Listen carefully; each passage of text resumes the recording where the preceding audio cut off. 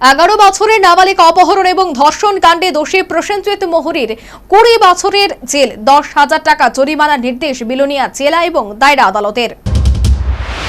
2024 সালে 14 সেপ্টেম্বর 11 বছরের নাবালিকা যখন রামনগর স্কুল থেকে বাড়ি ফিরছিল সেই সময় একই এলাকার বাসিন্দা প্রসেনজিৎ মোহরি পেশায় গাড়ি চালক নাবালিকাটিকে বাড়ি পৌঁছে দেওয়ার নাম করে গাড়িতে তুলে নেয়।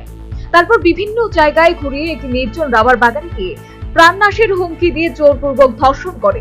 এরপর পুলিশ এবং এলাকাবাসী যখন নাবালিকাকে খোঁজ করছিল তখন রাত প্রায় 11টা নাগাদ মেয়েটিকে বাড়ির সামনে ছেড়ে পালিয়ে যায়। তারপর নাবালিকার মা বিলোনিয়া মহিলা থানায় অভিযুক্তের নাম দিয়ে লিখিতভাবে অভিযুক্তের শাস্তি চেয়ে মামলা দায়ের করে। এই তথ্য দেন সরকার পক্ষের স্পেশাল পিপি আইনজীবী প্রভাত চন্দ্র দত্ত। যখন স্কুলের পড়া শেষ করে বাড়ি যেতেছে তখন হাতের থেকে এই বিবাদী প্রসেনজিৎ মোহরি তাকে লইয়া যায় আবার রাবার বাগানে নিয়ে গেছে। রাবার বাগানে নিয়ে গিয়া পরপর দর্শন করে মেয়েটা।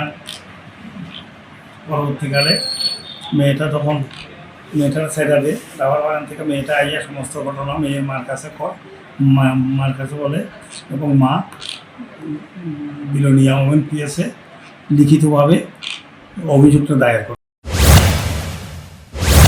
মামলা হাতে নিয়ে পুলিশ ঘটনার তদন্ত শুরু করে। এই মামলায় তদন্তকারী অফিসার ছিলেন বিলোনিয়া মহিলা থানার ওসি ইন্সপেক্টর স্বপ্না ভৌমিক। পরে আদালত নাবালিকার জবানবন্দি রেকর্ড করে। এই মামলায় পুলিশ 18 জনকে সাক্ষী হিসেবে তুলে ধরলেও আদালত 17 জনের সাক্ষ্য বাক্য গ্রহণ করে শুক্রবার মামলার রায় দেন।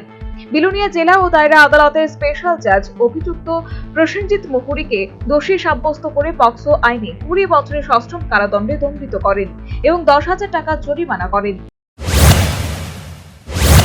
মাননীয় স্পেশাল জাজ শ্রী গোবিন্দ দাস এই রায় ঘোষণা করেন।